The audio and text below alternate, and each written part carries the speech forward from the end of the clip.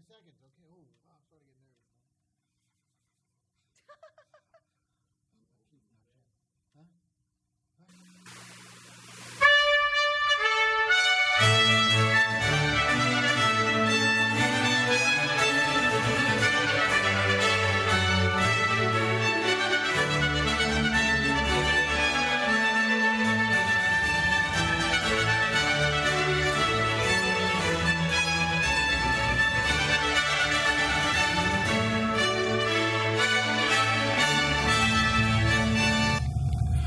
Welcome to Artist Revue. It's the last Wednesday of March 2010, and we're happy to be bringing you another new artist to highlight your end of spring, excuse me. We're getting ready for Easter and warm temperatures coming up. As you know, we've always been trying to bring you some new things. First 2 months we haven't been too successful, but we were out there scavenging and trying to get some artists for the rest of the calendar year. Usually we book up real easy. This year is a little slower. But we're real pleased today to have a lovely young lady, and she's just opened her brand new gallery, but she's been painting for a while. We're here, and we want to go ahead and welcome Miss Tammie Ellis Curtis to the show. Is that correct, Tammie? That's correct. Great.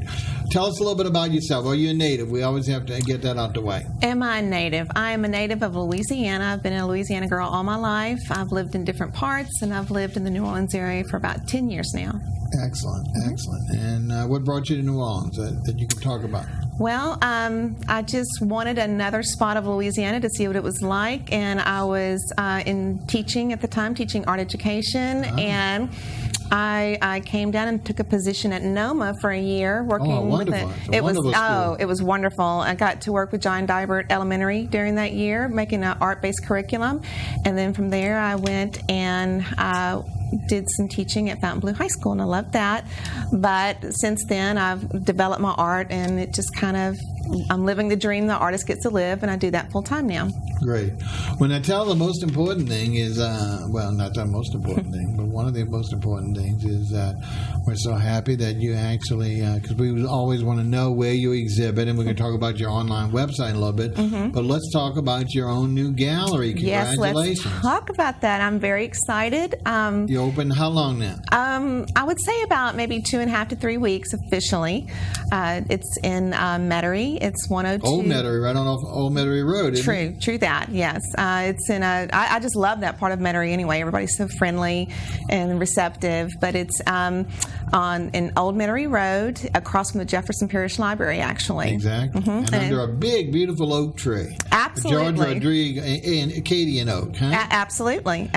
And I have a lot of great neighbors. I have poor me, I'm stuck right between a bakery that I smell every morning and a florist shop. You share doors with a wonderful new little cupcake bakery. I do, the little pastry shop, and we're at 102 Metairie Heights Avenue. Yeah, even though we say Metairie Road, it's actually the beginning of Metairie Heights. Metairie Heights intersects on an angle but so if you just keep going down Metairie Road and you see the library on your left, this is toward La Barre. It's before La Barre. If you look toward it on the library, and then you look to the right, you probably, by the time you look to the right, you've already passed it. So you have to come around past the American Legion home and go around the block and come back. Because the only bad thing with some of those places are being so close to the street, there's really not a lot of parking. I think we can accommodate, maybe 1 or 2 cars in front? Oh, yeah, we can. And then, just people are moving in and out quickly, so there shouldn't be, I've never had a problem as of yet. Now, one of the great things is that everyone loves to see an artist at his or her work. And many times galleries are, for the most part, closed to the public, except for the evening hours, when it's a social event. Yes. You're an artist in situ and welcoming patrons and visitors to just come see the art, not only your gallery, but you actually at the wheel, in other words. Absolutely. I actually made a little sandwich board I put out by the street, and it says the artist is in and is painting, and then with chalk I write what I'm painting that day, whether it's Satchmo or the cathedral or whatever the topic du jour is. Whatever the topic is, and I just welcome people in. I used to teach, so I'm very used to that. I'm used to people watching and asking questions, and that's kind of that's a springboard for me. It's not a hindrance. It's not a good thing. So many artists, have to have total isolation. Right, and stuff. Fortunately, you've got that teaching background. I do. Now, so what, generally speaking, though, I know are you there what days and about what time? So that way people can get a reference point. Can you tell us? I'm there Tuesday through Saturday. Now, Tuesday through Friday, my hours are from 11 to 6 p.m. And then on Saturday, you'll find me there between 10 to 4. Okay, excellent. All right, and one other thing, as we mentioned, let's talk about your website and also where they can see you in person in addition to your gallery. All right. So I think we have your website going to be on the screen. Let's go ahead and give it to them, though, please. It's www, and what is it after that? It's my name, www.Tammie, which I spell it T-A-M-I, RtistEllis.com. Right, so you see it's all one word, as if it were one word, no hyphens, no punctuation, and .com. And on that, she's got not only a home page, she's got many of her paintings, so it's a virtual gallery for you. As well as information, directions, and how you can get any information you want from her, phone numbers, anything you need is going to be on that website. So whether you can get there, and hopefully that'll entice you to go in person and see. But more importantly, coming up, we're I think at the end of this month starts our annual big festival. Not that we don't have enough festivals. And you've fortunately been involved with that festival for several years and will be again. So tell us where you're going to be in case the people haven't figured out already. Right. We're coming up on our beloved Jazz Fest, and I will be there the second weekend, which actually falls on the last 2 days of April and the first 2 days of May. And this year, they bounce me between Contemporary and Louisiana Marketplace, which I love both sites. But this year, I'll be in the Marketplace, so you can find me there. So are you on the first weekend of May or the last weekend of April? Well, I'm the second weekend of Jazz Fest, which the second weekend of Jazz Fest is actually the last 2 days of April and the first 2 days of May. Oh, okay. Yeah. But the weekend itself is on the last days of April. The last days of April. Right. I think it's a Thursday and a Friday, and then the first 2 days of May is the Saturday and Sunday. Okay, so great, folks. So that's a perfect time, when you're out there getting your food, great food at Jazz Fest, or listening to music. Sashay on over to the arts, and you can speak to Tammie and take a close-up look of her work. But then, again, you can also, and she's going to invite you to a special deal at the end of the show, so you can come and get to know her personally at her gallery. But let's talk a little bit about, you mentioned a little bit about your inspiration, and one of them is the Jazz Fest and basically the musicians of New Orleans. Absolutely. And I know they've been a big influence on you, and we're going to be featuring those mainly at the end of the show because you got a lot of new pieces and a lot of your prized possessions there. But let's start with a piece that I really fell in love with. It's a 3D, I don't know what you call a 3D piece, but it's very reminiscent of New Orleans. And let's talk, and you're going to see, we want to talk about not only that, what it's made out of, composition, size, oil, what paintings are, what it is. So let's take a look at our friend. What is there a title to it? It looks like Morning Call or beignets. Yeah, that would be a good one. I just call it my beignet box. And perfect, beignet box. Right, and I tend to work life size unless it's architectural or something like that, obviously. But so what you're seeing, you can kind of get a grasp of how large this is. If you could just imagine this waiter in his tie handing you the actual beignets and coffee. You can see an actual coffee cup that I've So it's almost drawing to scale, is what you're saying. It is, and I've started using, when I discovered the architectural salvage place in New Orleans, I started collecting all these beautiful just drawers nobody else wanted, or old windows, or things like that. So this is a drawer. This is just a drawer that was actually going to be discarded, and I grabbed it. I said, "Oh no, not yet!" And so it makes it became part of it. A fabulous shadow box. It does. I think it brings it to life. And also gives you a place to make the 3D to put the actual coffee cup right out there. There you go. And it is the coffee cup actually has a copper flashing mesh down in the top to mimic the coffee to mimic itself. the coffee, but they can see a little bit over that lip and see that Right. brown color. Now, what for the folks out there? Obviously not oil. What are we using? Right. What media are we using? This on is the acrylic. I always use I love acrylic because obviously I like big and bold and quick, and you can tell from my brush strokes. So, and maybe I will admit I'm a little impatient on some things, so I work in acrylic always. Well, this is a great one. I think everyone loves a souvenir, whether they're tourists or New Orleans. Now, of course, New Orleans is so important back to its natives since Katrina. And I love beignets and coffees. Of course. And the reuse of the Katrina salvageable things has got to be certainly a mainstay in a lot of our artists. So that's really great. Absolutely. But overall, for the people, what would you think the dimension of the box would be? Maybe 2 feet by 3 feet? Or you think Actually, I measured this the other day. It's 20 inches wide by 16 inches tall, and it's about 5.5 inches deep. So what's great about this, you can hang it on the wall, or you can actually set it on a coffee table. It's going to draw a lot of attention wherever you go, and just a great memento of New Orleans. Okay, now let's go ahead and here's another one which is much more traditional, I guess, of the South, but New Orleans as well, and that is a magnificent painting of a beautiful magnolia blossom in full bloom here too. So let's. You think we went to the wrong? No, maybe I led the wrong. That's it. Okay, I'm sorry. We're so close. I thought we were something else. And this is actually a magnolia blossom that I took a shot of. And when I love to kayak, and I took my kayak down to Honey Island Swamp, and I launched it off, and there were some big magnolia trees blooming, and they were hanging over into the water. And this one was in full bloom when I got this shot. And again, now the frame on this, what are we using here? This is an old window frame that was a screen, and I took the screen out and did my painting on masonite, actually, sealed it, and then I mounted it into the old window frame. Into the frame itself. And then I continued the leaves out over the frame. So you gallery wrapped the frame. Yes, everything, all of my artwork is about, you can just go in your home, hang it up, and enjoy it. Excellent. And folks, you heard her talk about screen. For those who are follow the show, might remember we had a gentleman from I think it was Baton Rouge, or middle part of Louisiana, who also painted on screens. Now his subject matter was a little bit more subdued, but that's what makes hers. And you'll see a little later when we get to some really big pieces on screen that are so vibrant. So it's a world of difference between the two folks, but just an interesting combination how two people are using the same media, which most people have never even thought about. Okay, now let's take a look. Now the next things are really some poster boards. Is that right? Yeah, these are just some prints that I have.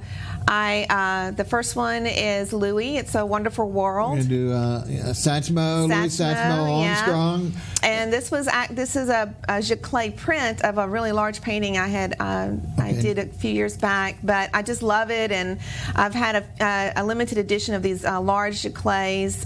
Let's talk about what a giclée is, because some people. That's a good question. It is a very good question, because some people think a giclée is an original, and it is and it isn't. It's taking a print. So right up by nature, it's not an original. Right. But tell us how you customize it to make it original. Okay. And the whole thing, I actually have a definition when I set up a show that has a giclée definition in it, because what it really is, it's just sprayed ink, where a lot of print processes do little tiny dots to make a composite of the image. Right. What happens is there is actually a scanner that the original artwork is fed into, and it's read, and as it sprays the ink, it develops all these little nuances of your brush strokes and everything. It even shows the shadows of the brush strokes, and it has over 1 million different color combinations, and so it's really saturating this museum grade paper or canvas with these vibrant colored inks, and it's just putting it dead on. It's the next thing to having the painting without having the painting. Right. Exactly. It's very difficult unless you get right up on a giclée to know that it's not the actual painting. So that's what's good, and that's why I think it's gotten so much popularity recently. They're beautiful. They're gorgeous prints. They really are vibrant, and they look like originals, every one. And so the value in the old days, when it first started, they were much lower, but nowadays the values are up there with regard to the originals. So that's what's so great about it. Okay, let's take another look at another magnificent one, and this, of course, is the fleur-de-lis symbol done, looks like in Mardi Gras colors maybe, huh? This is my interpretation of the fleur-de-lis, and it's my Mardi Gras fleur-de-lis. That's what I'm saying, Mardi Gras colors, right. I can see that. And the Mardi Gras beads are hanging around the fleur-de-lis. If you'll see, it's like this oversized strand and has the New Orleans image in the middle. Now, isn't that, looks like you're killing two birds with one stone, isn't that the sewage and water boards? It is, it's kind of like that, but I've a little bit different, a little but different. certainly based on that impression, which is also very collectible nowadays, even the real ones, unfortunately. Yes, and but I got this style kind of like from Art Deco period, which is like in the turn of the last century, kind of 20s and the 30s, right, exactly. And you see Nouvelle Orleans in the background, it was in French, and then the Mardi Gras at the bottom. The wording is like it's kind of, you don't really see that the design is actually words in the background until you look at it. Okay. So this is an actual block print, which is what that is. I took a big piece of, it's actually corkboard, it's backed with burlap, and I drew my design in reverse, and I carved it out, and I left a relief up, and then I ink the actual block, and I press each one. So each one is a pulled block print from me, and then I let it dry, I set the ink, and then I hand paint each print. So these are, it's a block print and a painting combined. So again, it's a hybrid, it's a combination of taking a print, but customizing it to your standards to make the actual art and live. Now, and what size of it? This is a lovely size. This is about great for framing or really by itself. So it's just really perfect poster size. Really, I call it. It's exactly what it is. I think it's about a 20 by 30 or something like that. Well, this is something with the the fleur-de-lis gotten so much notoriety now with representing our city, and of course now our illustrious football team. And what better way to bring it together with the Mardi Gras colors? So it really is attractive. You're right. Now, folks, don't forget, I didn't mention, but our director always puts the phone numbers up in case you want to call. We're talking to Tammie Curtis Ellis, and in case you want to find out anything particular about any of the pieces we've seen, or just her background, or any question you might have that is being developed as we speak, please don't hesitate to give us a call. We'd love to hear from you. She would as well. Love to talk to you. Can't beat that feedback. But let's go ahead and move on to another one. And now this one is, again, a symbol more of Louisiana than New Orleans per se, even though evident in New Orleans, and that is the seagull. Now, last time we saw this is a pelican. I said there seagull. You go. I meant pelican. That's okay. I was thinking of Seymour the Pelican from the World's Fair. But tell us about this one, because this I believe is on screen. Is that right? It is. This is one of the ones on the screen. And like I said, remember, I basically life size, so it'll kind of give you a gist of how big this painting is. This is on an old cypress screen, and I love the screens because when I was growing up and I spent summers with my grandmother out on their farm, I just remember they didn't have air conditioning, so they always had the big screen doors and screen windows open. So a lot of this is coming from my youth. Childhood memories. Childhood memories. It rolls in the nostalgia of my history in it. But this is a pelican, a shot that I had because I do the causeway a lot, and I love those beautiful pelicans. They're constantly flying back and forth, perusing the causeway and diving down to catch an occasional fish. And this was one that was just, sometimes they pass you on the causeway and they're almost eye level with you, and you can really get a good sense of they're just such a substantial animal to me. They're beautiful. Well, what's amazing about painting on the screens is that there's really nothing on the back, so it's not like there's a piece of plywood or wood or foam, but yet. So the holes and all that, when you get closer, if you turn it around specifically, you can see the screen material mesh. Right. But what's so significant here is that the paint really absorbs, so it doesn't look like, it looks like it's painted on a solid surface as opposed to something that is microcosm, a little square. Right. I remember telling the first artist we talked about this, the very first piece I ever collected was a Frenchman who had done an old masters, a little oval miniature almost of a nude bather back in the 1800s, and I bought it for my mom. It was my first auction, and she loved it for years, and I got it back after she passed. But the key to it was I wanted to impress her because the frame had really suffered. So in taking it to be remounted, we found out it was actually charcoal on a lady's nylon. Oh my goodness. And I kept saying, how impressive is this? Yes. That from a distance you can see a full painting and someone can take something like, and to me I draw the same analogy, the patience, the time to do on the screen to the same thing of a French lady's nylon. Yeah. I mean, that those miniature little squares, but yet looks totally filled in as if it were complete. So it really, and with the vibrant colors, really is magnificent. So again, what size would we say this screen is? Maybe 3x3? Or no, actually the Pelican, he's probably like maybe 33 inches to 34 inches wide and probably like 30 inches down. And I will say, now, when I do the screen, part of the background colors, they are actually, it's like you said, enmeshed into the screen. I fill it up, and it's just like with a lot of pain, a lot of patience. A thick thing, right? But now the image itself, if they'll zoom in again, that's a painting that I actually quilt on. I quilt on with wire. So part is, when you look at one of my screen paintings, part is actually painted in the screen. Okay. And then part is actually a painting that I quilted and that also comes from my grandmother because I watched her quilting growing up, and so I'll do a painting on different surfaces. Yeah. And so then what surface? I'll quilt it up. And so, like, give me an example. Is it canvas? What this surface? This is actually felt paper. Felt Okay. Paper, and then so you're painting your predominantly part of your bird on the felt, and then you're weaving it in with wire. Right. I actually take a needle and beading wire, and I, just like she did with her frame, I set it out almost like a quilting frame, and then I quilt it onto the screen itself, and then with the background, I just take in my colors that I think are going to enhance it and just mesh them into the screen itself.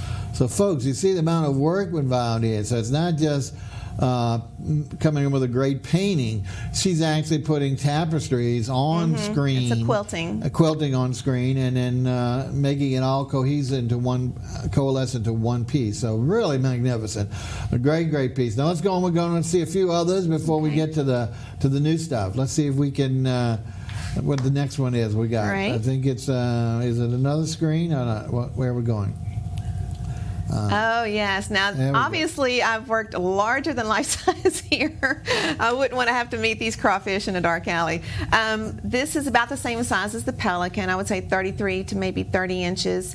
But I just saw these three very handsome guys looking at us, and I just had to do a painting of them. And once again, this is on with the screen. The painting is on felt paper again, but all the greens and the blues in the background are actually in the screen itself, the screen mesh. Right. And then the crawfish are once again painted on felt, and then I've once again quilted them onto the screen, and just put one of our a few words of one of our fun jambalaya songs around the edge. A great quote from a music as your border. Which everybody knows that song. Everybody can relate to that. Of course. Well, and with today's prices, we understand why we're only seeing 3 of the crawfish. This is true. So, I mean, they're almost lobster size now, these, but understandably, because, so really, just so apropos right now, this time of the season, coming up on Easter, Lent, and the amount of crawfish that we consume locally as well as hopefully nationally nowadays. Right. So this is just really, again, another memento directly associated with New Orleans, done in an unusual format on the screen and just full of vibrant color. So the taste of the subject matter of all these pictures are so broad that it really has a lot of appeal. All right. Okay, so let's go on to another one. Really pretty. Let's see what else we got. Okay. I think we got what's coming up. All right. There we go. Oh, I love this one. Wow. This one was near to my heart. This is, I wanted to represent our creatures under the sea, our creatures in the air, and then our creatures on the land, and then just. So this is like what they call a triptych, is that right? This is kind of but it's all together. But yes, it is a triptych. I just combined it together, and this, a quote from Genesis inspired this, and this is when I read it, this is what came to mind, and just all the colors, and not just the colors. If you look at the background, I have like the winds and the stars and everything represented, and just. So is this now a frame like of a shutter? What is it? What are we working on today? This is an old window frame that I found, and then I mounted the back with a masonite board. Okay, a piece of board. And then painted my star swirls and the clouds and the waters in the background, and then I just thought about it and really came up with an animal specific that I thought would really represent that part of the terrain, whether it was the water, the land, or the sea, or the air, to just bring them together. And I really loved this one. I have a soft spot in my heart for this one. Yeah, very, very pretty creation. But now this is probably one of our heavier works because the piece is really made out of solid wood. So again, dimension-wise, what do you think on this? It's much more horizontal than some of the others. Yeah, it is. What do we have going? I would say, once again, it's about maybe 33 to 34 inches, but it's only like maybe 22 inches tall. And these are like, the 3 panels are actually like those are actual canvases that I painted that's why I was wondering what gives it the 3-dimensional right. look. Is that and they're standing up on it. it. The board is in the background with all the blues, as you mentioned. Right. And then you've superimposed some canvas on for the 3 animal figures. Exactly. Excellent. And I want to point out, you wonder, where do you get ideas for colors and things? When I was very young, I've always been in art. My father was an artist, and I saw him, teach himself art, and then as I was older, go to school and be trained in art. But I will never forget, when I was a little girl, a crow landed in a field, and he asked me what color it was, and I said black, and he goes, look closer. And then he pointed out the purples and even the reds and the blues that he could see in the reflection, and that things like that have just stuck with me. And so now I just kind of take those ideas and what I see, and I push it to the extreme to get the color combinations. And that is really a great explanation, because myself, as a layman, and there's so many laymen do, they'll say, well, like Rodriguez, why is it a blue dog or something like that? Or why is this particular color not what I'm seeing? Like you say, as you mentioned, the crow is black. Right. 95% of people would say it's black. But an artist or someone with that eye is going to see the different shades, the nuances, whether the light's on it and then in shade, the angle of light, to bring so many other colors to it and to dramatize that crow or whatever your subject matter is. So that is a wonderful explanation that really no artist has brought on has done for the audience, because it's just a typical question, especially to a novice, is why is this artist being stubborn and just coloring it, something that's so outrageous instead of coloring it the natural color. But I think that's the key to it. Folks, we're talking to Tammie Curtis Ellis. She's just opened her brand new Metairie Gallery on Metairie Road in Metairie Heights at the intersection, right across from Metairie's library branch. She's there Monday through Saturday. Tuesday through Saturday. Okay. Usually between 11 and 6.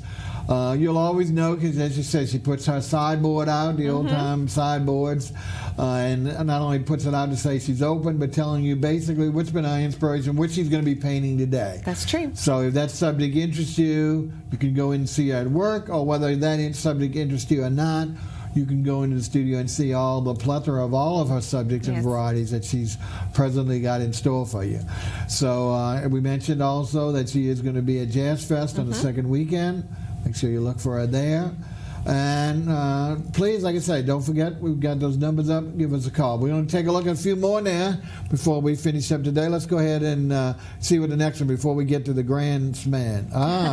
We've done the one of the seagulls, one of the pelicans. Is this a seagull? This is actually a great blue heron, one of our great blue herons. Still can't get it right. You're getting there, though. Getting close. All right, tell us about this one. Again, very vibrant colors. Thank you. And once again, I will tell you, he's about life size, if you can imagine, but the frame itself is about 22 by 22. It's actually a little square format. And I mentioned earlier that I love to kayak, and this is actually out on Cane Bayou, and I got a shot of him. There's a great blue heron that he is very territorial at the bend of the bayou when you're paddling around, and if you get too close, he's not too happy, so he took off, and I got a shot of him right when he took off. And once again, these are the colors I see in him, but I just take the colors and then I just push it off the chart. Right.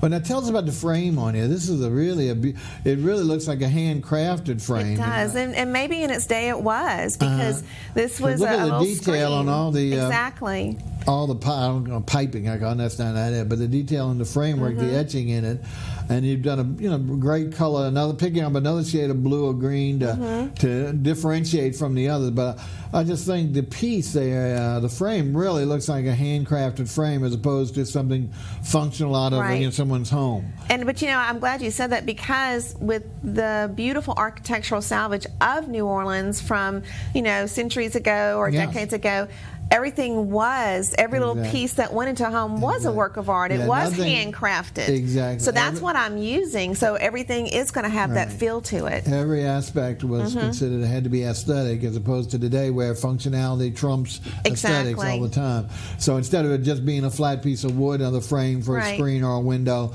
someone went to a lot of detail and probably hand did that as opposed to machine. So that's what's so amazing. Exactly. But the colors, once again, you've done a great job in selecting a color that will be within the same vein, but enough of a contrast to really set off the painting. And again, it looks like that the bird is in flight, I imagine. So it's really a great candid picture of it with regard to him or her transgressing the airs. Okay, now I think we have one more before we start the big lineup. Let's see if am I right, Mr. Director? Let's see what we got for the last one here before we go across change to the large tapestries. What do we have? Do we have one more here? No? I'm wrong. Okay. As usual. All right, folks, this is the moment you're waiting for. A lot of this is Tammie's new works.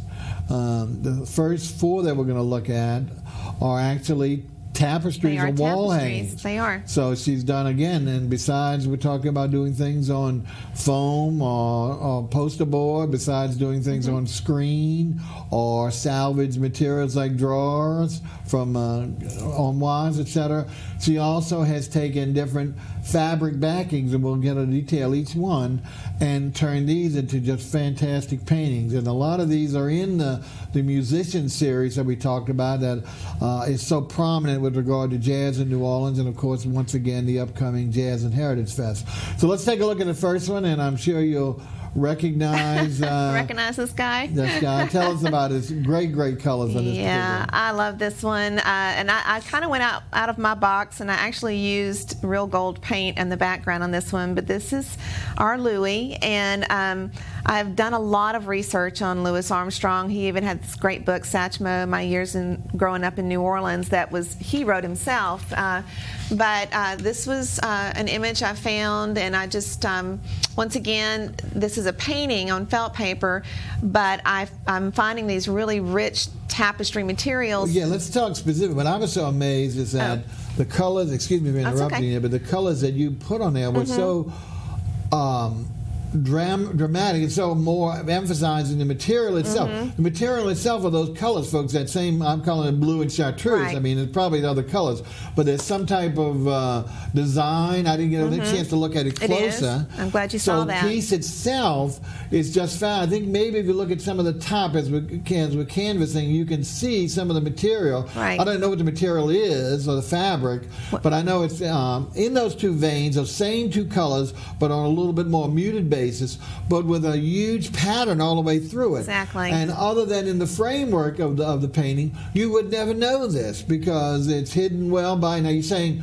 once again the actual main part of the frame, the musician himself is on a felt backing, painting, felt paper, and then you are weaving that into the tapestry itself. And I really looked to find something like, if I lucked upon this piece of fabric, it's actually bead patterns like our Mardi Gras beads. Right. And so I used that, and at the top above him, there's actually, I laid out actual Mardi Gras beads and let them become part of the pattern and then drip into the actual painting. So there's some actual Mardi Gras beads strands that I've attached to that to make it look like those beads are coming off the fabric. And then I always, whatever tapestry fabric I come up with, whatever design, that design becomes part of the painting and vice versa. Excellent.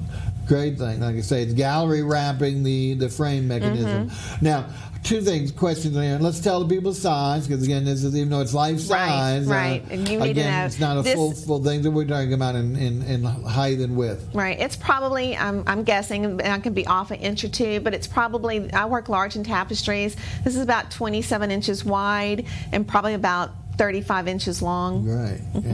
And in case someone asks, well, first of all, most of the materials are much lighter than what they appear. The painting looks like it's going to be very heavy. They're not. But once you lift it, you can see it's almost paperweight. Right. But again, how does one hang such? I mean, we had to work with the way we have set up here in the studio, but like if someone bought this, how, does it come already with some attachments? Tell them how it comes so that they would know that they could get it up as soon as possible. What they would have to add to it to They would have get it to hung. put a nail in their wall, basically. I always make it to where you can just go home and hang it. It's ready to go. And it has two little, Hooks. I don't know, little hooks, little wires that I sort added of like to the top. I think shower curtain hooks. Is that what I saw? Well, actually, it's just little wirings I made at the top because I've ran a board in the casing at the top. So it's just ready to go. You just get two little hooks, hang it on there, and you're looking at him. He's part of your life then. So then, in case I'm hoping I'm addressing a question that you might have, because I know I would ask, oh my God, I brought it something now. How am I gonna, now what am I going to do? Do I have to frame it? What do I have to do to get it up on the wall? So she's got that addressed. So it's a simple hanging process. Now let's go on to the second one, because this one, we've expanded the musician to several musicians, part of a band, and we're really going over the top with the coloring. This one is just so vibrant. Go ahead. This is actually members of the New Birth Brass Band, and this was, if I'm not mistaken, because all the festivals, like you said, we have so many, I want to say it was probably 3 years ago or 2 years ago at the French Quarter Fest. Oh, all right, great. Yeah. And I might not always keep the same design on their shirt. I take artist liberties according to what I want to pop out more red or whatever. But and then I sometimes I make the perspective a little more dramatic. And then obviously we don't have solid red houses in our vicinity, but that's what I chose to use. We do have some. We do. We do. And then I put the lyrics of do the second line, the song that they were playing, and all the lyrics. I looked up the lyrics because I listen and I don't always catch them, but they became part of the tapestry itself. Exactly. Now again, the material itself, we were looking just at the material before you applied the painting. What would it be? I didn't get. It was just a diamond pattern, almost like a Native American looking, but I used it a little bit differently. And if at the top you'll see where I let the diamond patterns come into the painting itself. Okay, yes. Yeah, and what color was the actual tapestry itself, the material before it was basically just like a red and maybe a dull blue and a white. Wow. So you can see what she's done, how she's transformed some muted or faded colors and brought them into such living today vibrancy that it really is magnificent. Once again, now this is larger than the first piece, so can you give a little bit more dimensions? Right. It's probably it's about 25 to 26 inches wide, and this is a little bit more. This is about 40 inches long. Okay. Very, very great. So again, if you like, well, whether or not you like music at all, you don't have to like music to like these paintings. Like I said, the coloring is so contemporary, so perfect. It goes with really any style of design, whether you're talking about something contemporary or you're talking about something traditional. These are going to liven up the walls and be wallpaper, so you won't have to put anything else on a particular wall. So that's so important today, where we're going to the oversized or large size works that people will spend their dollars on something that's going to be the main focus of the wall instead of trying to decorate the wall with a lot of other things. It's really great whether it's a new family or just conceptual with regard to mounting some of these and really investing in situations. Okay. Now the next one is really bang up, folks. Where do you see this one? Let's see if we can move on to this one. There's some beautiful colors here. Less coloration, but just magnificent vibrancy in the blues. This is my Louis in blue, and this, once again, it's a tapestry, and I found this great regal brocade tapestry with this design, and the fabric itself is just totally white. And so all I did was let the pattern become my inspiration. And you can see basically where the fabric is, and then I let that design flow over into the actual painting. But yeah, the fabric itself is just white. And what's so good about just exactly what we're saying, here's really probably the best example for a traditional or really an older home with regard to those are the same French or replicas of wallpaper that we use that are so popular today. So here's one where you take it in and made the wallpaper so integral to the painting that it it's just glass off. You would have swore that was the original colors of the wallpaper, and you just did your painting on top. So to know it was just strictly white, embossed but then to be so much like a sponge to soak up that vibrant blue that it really is dramatic. And now this one is more of a square. Yeah. Can you give us a little idea of the size on this one? It's probably about the same width, about 25 inches. Okay. But it's probably no more than 26, 27 inches long. And I really love this one. It's like you said, so I'll use some of the salvage, which gives it more of an edginess to it. But when I saw this, I thought this would just be beautiful to kind of dress it up a bit, so to speak. And what I like, of course, this is probably one of the most recognizable portraits of Louis. Now, the first one we saw earlier, I don't think is as common. As well known. This one, of course, is well known to anyone. Right. And there's no one could. The first one, which really had intriguing, was that it could have been some other musician other than Louis, but of course we all know it is. So that's great because it's not the tried and true. So to do this one, since it's the well recognized and well replicated image, let's put it this way, and make it new into itself. That's what I like about it, is because this is, to me, is harder. People say, oh, well, that's easier because everybody sees it. To me, this is harder because you're taking something that is so well known, as opposed to the first one we saw, and putting it in a totally new environment that really captures it, makes it unique into itself instead of just another version of an existing thing. So hopefully you'll agree with that. I do. Thank you very much. Layman's analysis of it. All right, folks, we got one more tapestry, but that doesn't mean we have one more painting. So we want to finish this off and move on to her next row of stuff. And let's take a look and see what we've got here. I think this, we go back to the birds. Yes, we did. Back to the I'm not going to say what kind of bird this is. You tell us. I'm tired of getting the bird wrong. Tell us what kind of bird this is. This is a pelican, and this was actually in Florida when I went one time, and he just seemed to know exactly what he needed to do in his job, and so I just wrote a little thing around the border. It says, "Hey, Mr. Pelican, did you do your job today and catch the fish from the sea and with them fly away?" I just kind of came to my mind. Did you make it done wrong? I did, Oh, but it just seemed to be he had a job to do and he was doing it well that day. So. I love this one because even though the others were more vibrant, maybe in color or in flight, the addition of the old posts, the what do we call them? The piers. Yeah, the piers pilings. Or the leftover telephone poles, whatever they treated things, the pilings. That's the word. To have them, you see that so often where they, of course, that's a natural resting place for them. Oh, yeah. And here he's just ready, he's just coming in from a landing or just taking off. So you're catching that flight movement, but still affixing it to a fixed structure. Right. And then I love the idea of putting the bleached out type frame. Right.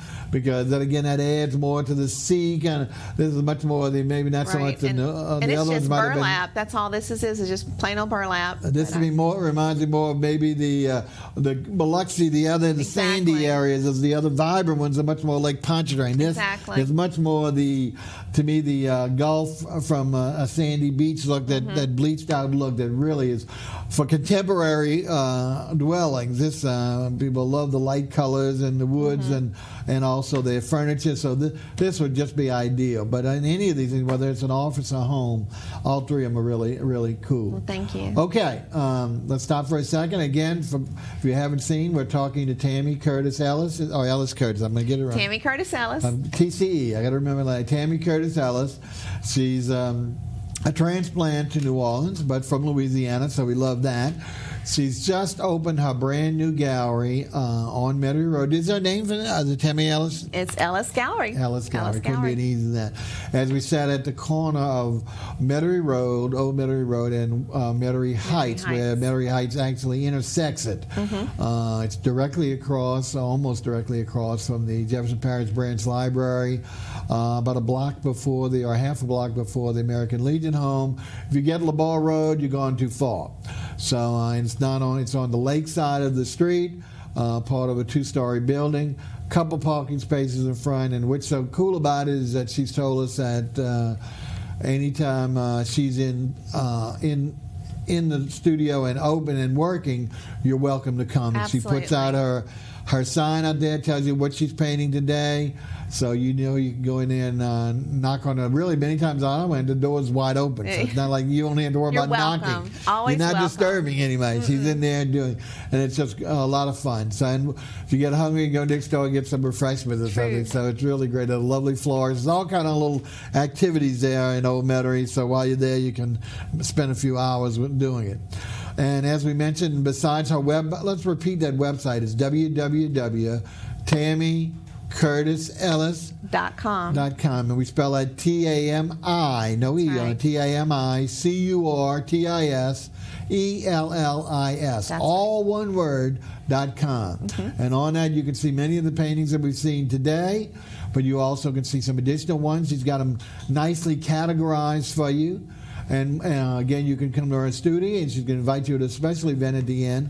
But also, in the next upcoming weeks, you can see her live and in the flesh at Jazz Fest on the second weekend. So please stop by her booth, admire some of her work. Tell her if you saw it on here. I know she would love to hear that feedback.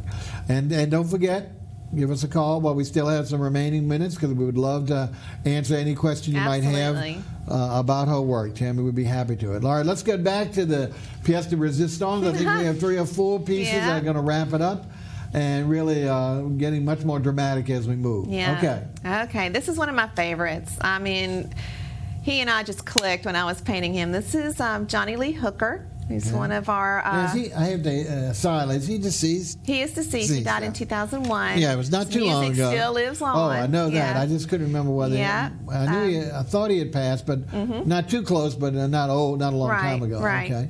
Go ahead. I didn't mean to interrupt. Tell us more about it. That's okay. And once again, you can imagine he's life-size. This is more of a vertical format. Much more vertical. So this would be great for a tall wall, a hall wall, something. And what are we painting on here? We're painting, once again, acrylic on felt. On felt. And the actual image of him is on the felt, and once again it's quilted on, but then the orange and the blue in the background, that's actually on the screen. So once again, we've got a screen. We do, and it's on one of his famous Boom Boom Boom Boom, one of his famous songs I have painted around the frame itself. And one thing I wanted to say about when something's on a screen, what's so neat about that is no matter where you hang it in your home, your environment becomes part of the painting. Wow. Because a little bit of it shows to the screen, so whatever your wall is, whatever environment you have, that becomes part of it. And also, these are really interesting. You can recess them and hang them like a piece of stained glass in the window, and you can still see inside and outside through the screen as long as it's inside. Yeah, that's what I asked the other gentleman, and I guess he didn't want to discourage anyone.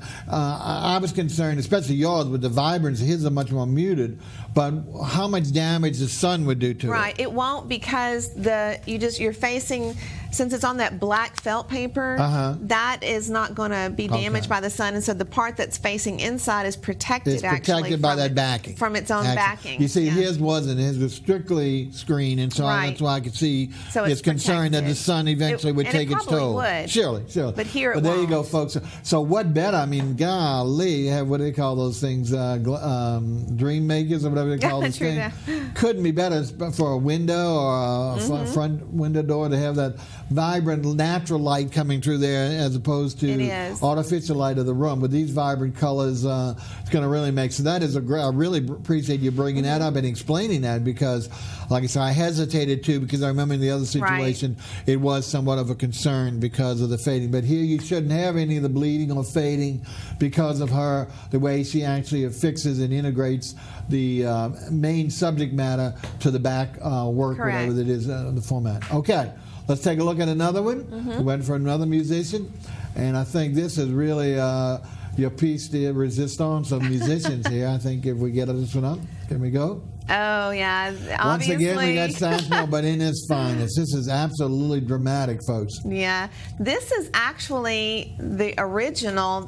This is the original painting for the Satchmo Fest poster of 2008. So if you got a poster during that time, you'll recognize this. But this is the actual painting, so it's larger than the actual poster, and it's already been framed with complementary colors in the mats. Yeah, you've got like a double or triple matting. It's a double matting to pull out the colors, and it's got a nice wood ivory, a little bit distressed frame around it. But this is the actual Satchmo Fest original poster. Actually, it's not a poster; it's the painting. Right, it's a painting from which the posters were made. Exactly. Now, what is it painted on, though? Is it on canvas? No, actually, this once again is felt paper. Felt paper. Okay. I love working on that because of the richness of the black in it, because it just makes my colors pop out. Oh, it makes them, yeah. When you bring color to that black, it's going to show up so much easier. Oh, it just screams out. So this is a magnificent piece and way oversized. Give me just a price, especially with all that framing. With all the framing, it looks to be like as large as one of my tapestries, maybe like 25 to 26 inches wide and 40 inches deep. Just a really magnificent. What better tribute to the city and to the Jazz Fest and have an original here with regard to something from which most of us just have some replica or representation in a poster style, whether it's signed or not. So this is a beautiful piece. Thank you. Okay, now I know the piece that she's most interested in, and I think you said just finished relatively soon. Mm-hmm. Again, is a triptych, and for those who don't know what a triptych is, that's something with 3 pieces that form together to make one whole. A cohesive. And I think this one is on screen. Is that right? It is. And oversized, and probably the greatest landmark that we have to display other than the fleur-de-lis. This is true. And it is our magnificent St. Louis Cathedral. It is. Tell us about this, please, as the camera pans around this magnificent piece. I love this piece. This piece is very large.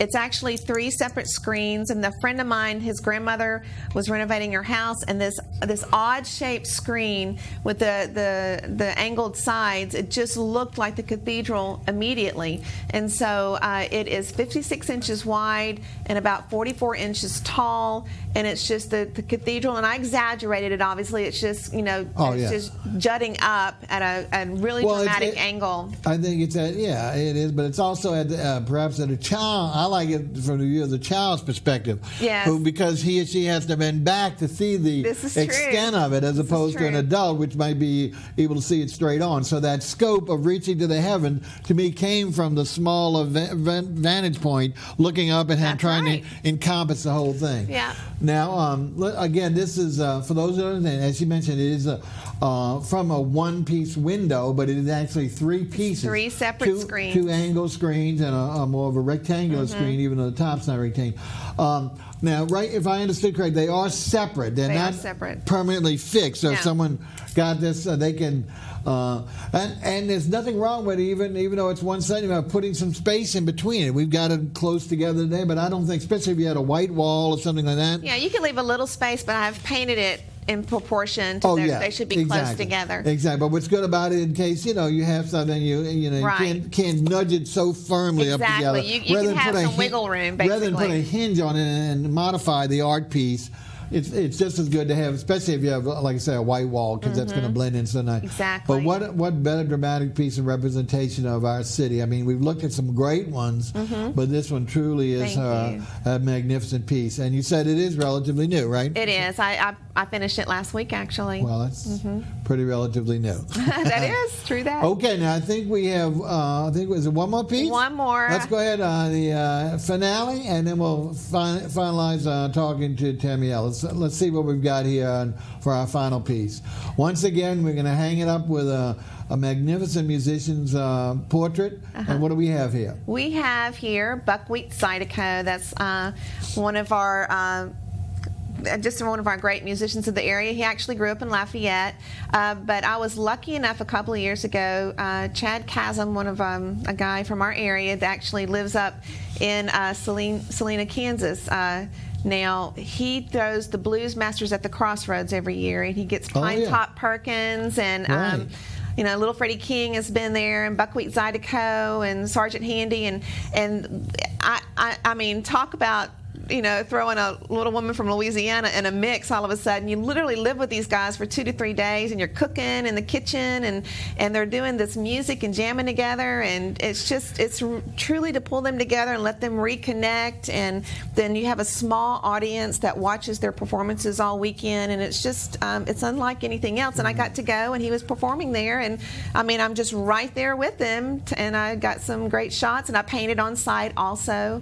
that was part of it. But it was just an experience I'll never forget. Oh, I can imagine. That's certainly a life well experience. Now, again, did we mention what is this on? It's on a screen. Again. And once again, I would say the dimensions for that one are probably about almost rectangular. Yeah.